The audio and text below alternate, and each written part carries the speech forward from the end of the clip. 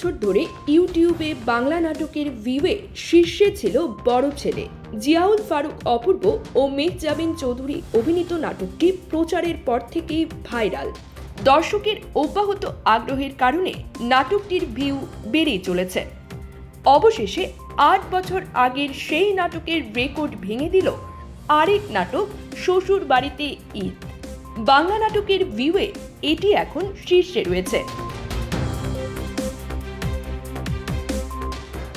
বড় ছেলের ভিউ ৫,৪১,০০,০০০, সেখানে শ্বশুর বাড়িতে ঈদ নাটকটির ভিউ ২ লাখ বেশি, ৫,৪৩,০০,০০০।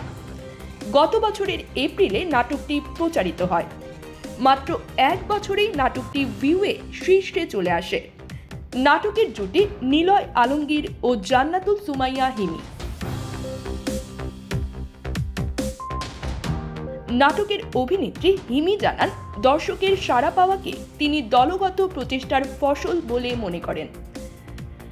তবে তিনি তুলনামূলক আলোচনাকে নিরুৎসাহিত করে বলেন, বড় ছেলের মতো আইকনিক নাটকের রেকর্ড ভাঙা সত্যি অভাবনীয়, কিন্তু এটিকে হারা জেতার খেলায় ফেলা উচিত নয়।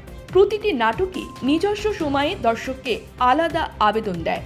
নাটকের পরিচালক মহিন খান দর্শকদের প্রতি কৃতজ্ঞতা জানিয়ে বলেন, কমেডির মাধ্যমে সামাজিক বার্তা দেওয়াই লক্ষ্য ছিল। দর্শকের ভালোবাসাই এ সাফল্যের মূল কারণ।